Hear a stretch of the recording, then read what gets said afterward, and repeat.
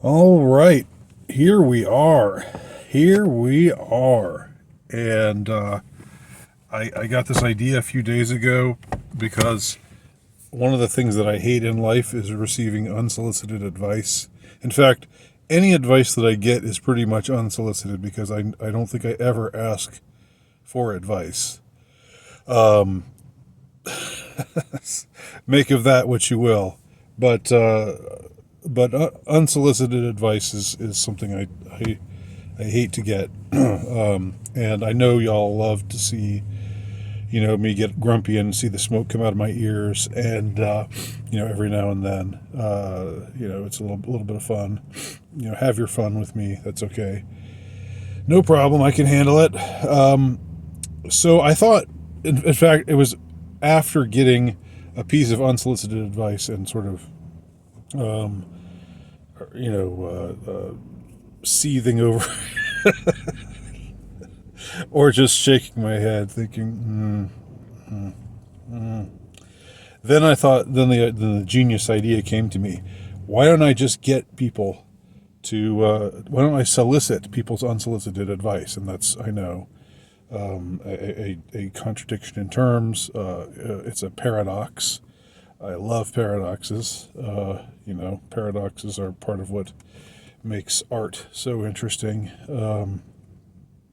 So here we have it. And I've got to say, y'all did a really good job with this. I mean, a lot of these questions are really annoying. Or a lot of these pieces of advice are really annoying in all the right ways, just to say all the wrong ways. And I'm going to give special credit to a few of you, because some of these are just exquisite. They hit all the points, and I haven't even talked about the specific things that annoy me about unsolicited advice. I just, in general, it's just not something that I like. But when we get to particular things that you're suggesting for me, and you've really done a fabulous job at hitting all of the notes, all of the annoying notes, one after the other, after the other, after the other. It's like, mwah, chef's kiss. I'll give you lots of credit for that. All right.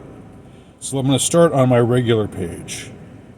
And, okay. We'll start with William Hunt.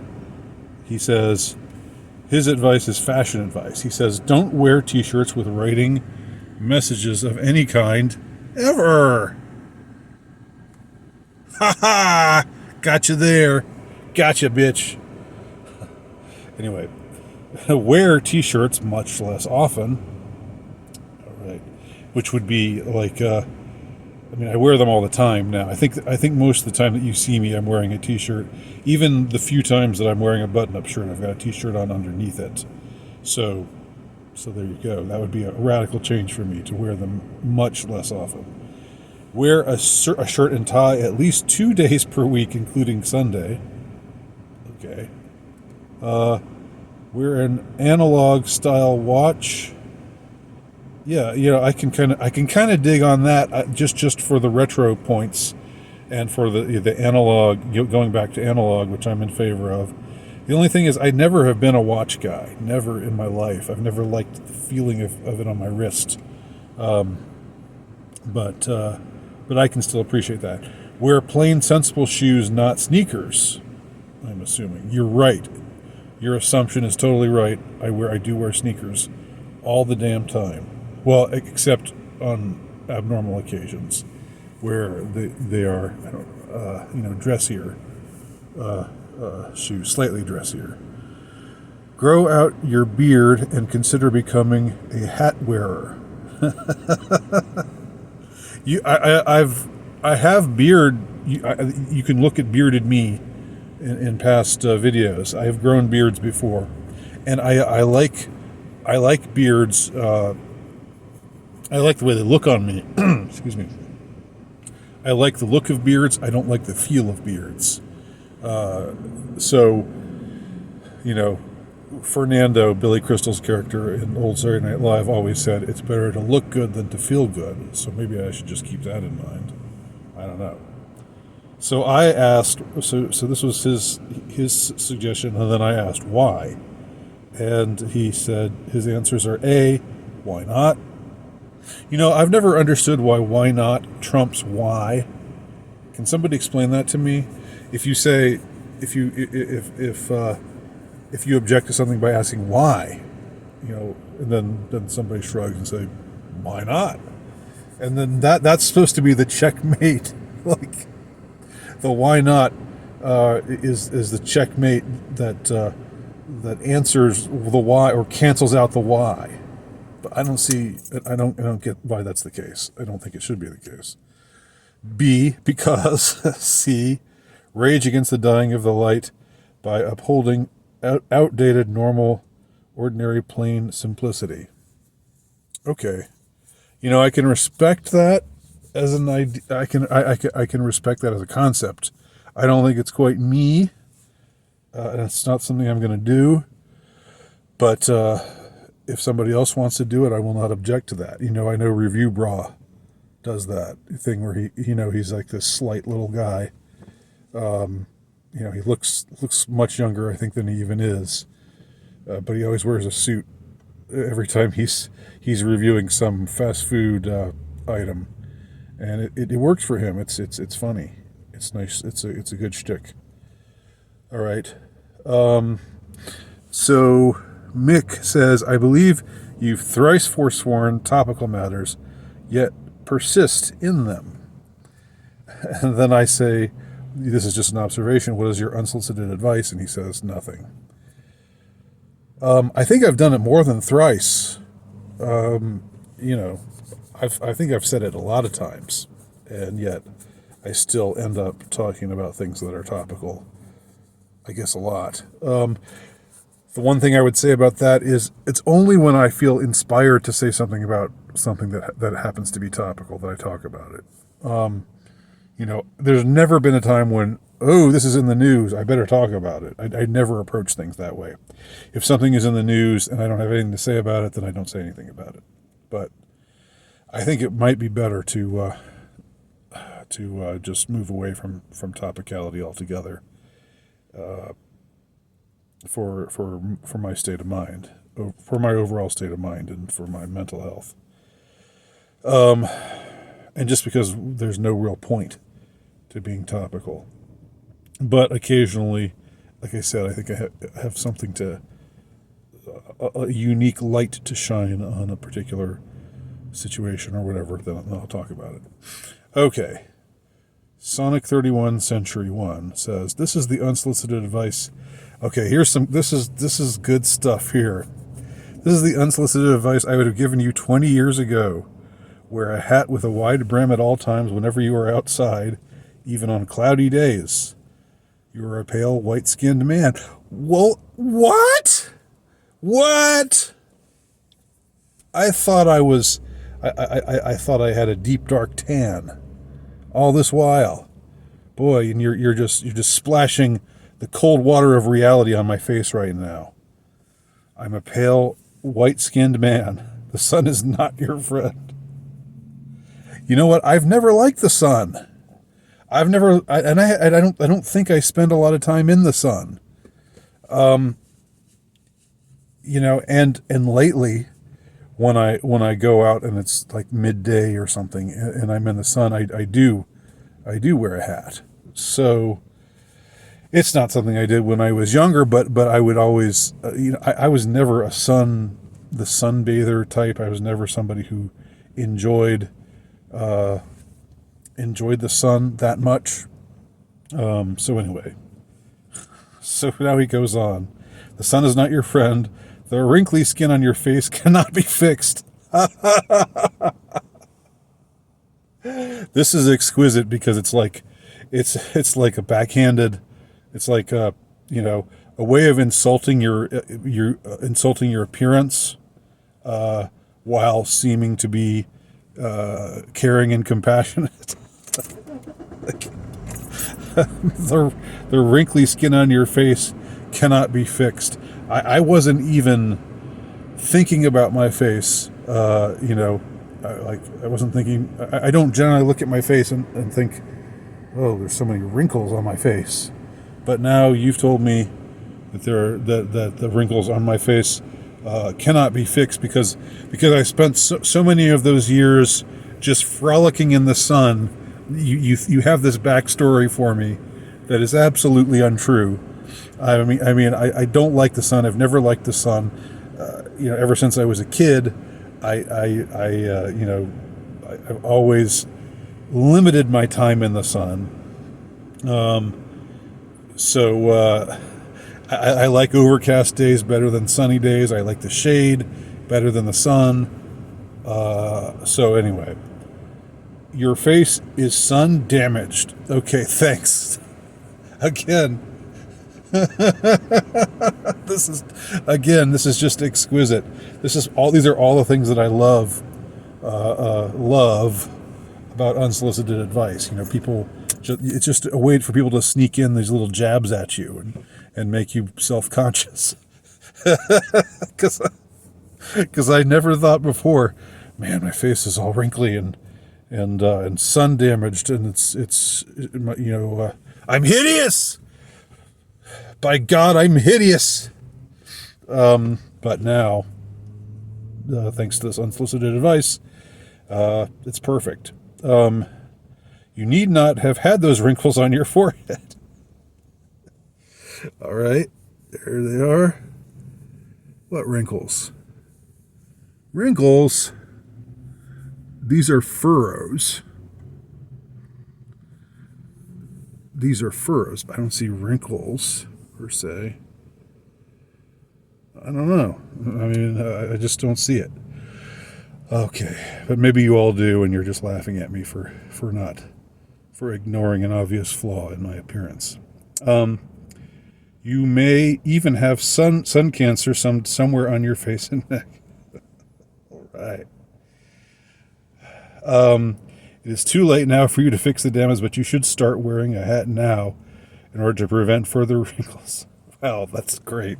This guy, this comes off as, you've damaged yourself beyond repair. Nothing can be done about it. 20 years ago, you could have done something about it, but now your face is probably cancerous and it's got all these wrinkles and it's gross. You should start wearing a hat now. I have been wearing a hat for the last few years, but I guess it hasn't helped much. So anyway, this is the best one yet. So kudos to you, Sonic 31 Century 1. Ordinarily I would, if I hadn't been soliciting unsolicited advice, this would be one of the ones that I would hate the most. But now in this context, I think it's great. Good job. Okay, Maple Bob says, have you considered simply ignoring it when people offer you unsolicited advice? Like, simply train your brain to ignore it. Have you thought you're sad? Have you thought about being happy? Maybe that's what you should work on. Being, so you're in pain. Maybe you should try, like, not being in pain. Just you can't go to sleep.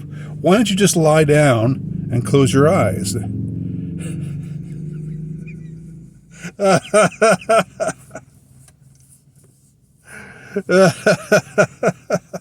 This is pretty good too.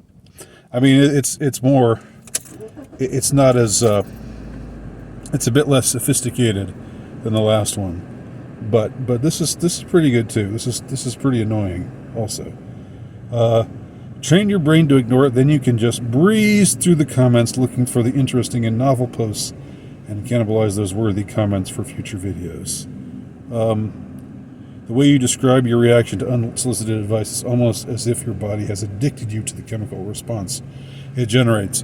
I was exaggerating a bit for comedic effect when I said whenever I get unsolicited advice, I break out in hives and my eye twitches and my blood pressure shoots through the roof. It's not quite that bad, but I don't know. Let me just train my brain. The things that I find annoying, I'll just train my brain not to be annoyed by them anymore. Good idea. I'll get right on that. Thank you, Maple Bob. Good one. Paul Wright says,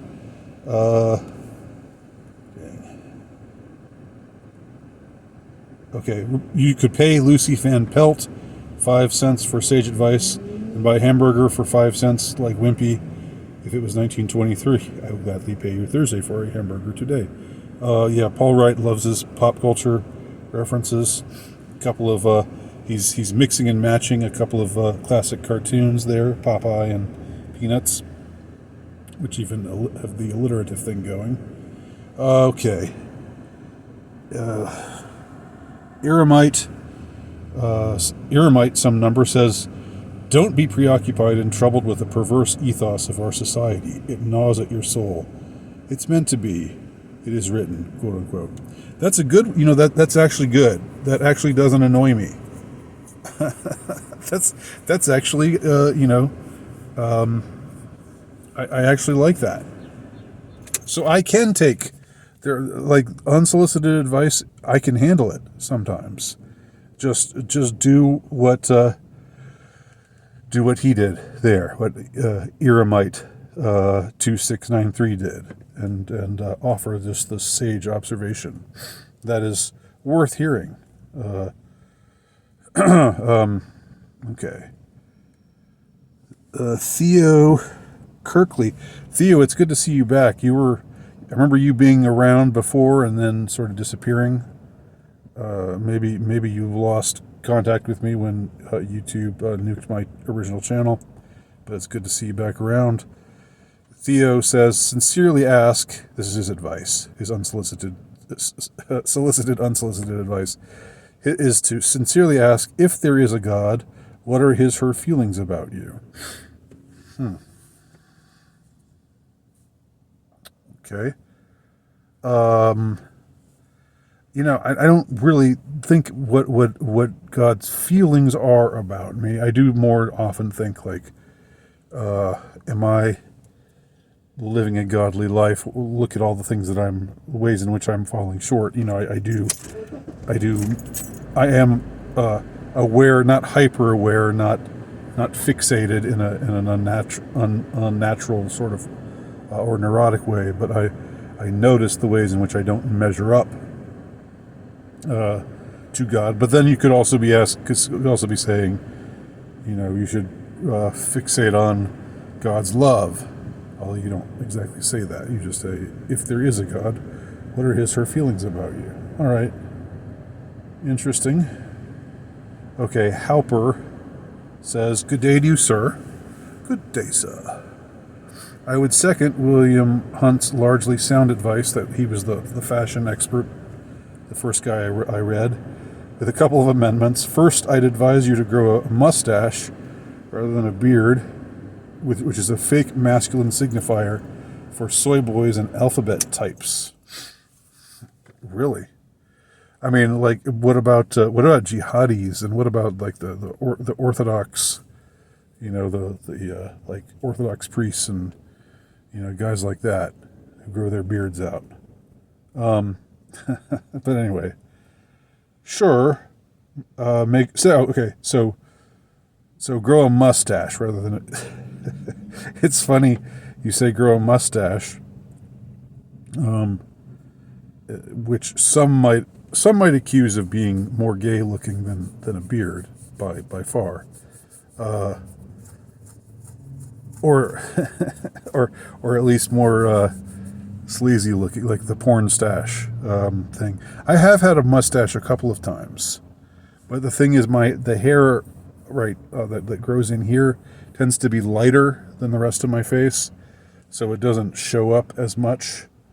But I have had mustaches on a couple of occasions, and I don't like the feel of it either. I don't like the feeling of. I know right now I've got the 5 o'clock shadow, but I'm saying when there's really a lot of hair on your face, it's just not a comfortable feeling for me. Okay, so second, make sure the hat is something classy and sharp. like a 19th century U.S. cavalry black Stetson with a yellow cord. That would turn some heads if I wore that that type of headwear. Headwear? Do you say headwear? Also, pocket watches are fine alternatives to wrist watches. I like the pocket watch. That's pretty cool. Yeah. That you want to talk about being really retro. That's like 19th century retro. And I prefer having it in my pocket than on my wrist, just because I don't like having things on my wrist, as I said before, but that's just me. Okay. All right, so I'm going to, I think I'm going to conclude this here, and then I'm going to record one more video where I talk about the rest of your solicited advice. So this is the end of part 1. Part 2 is next.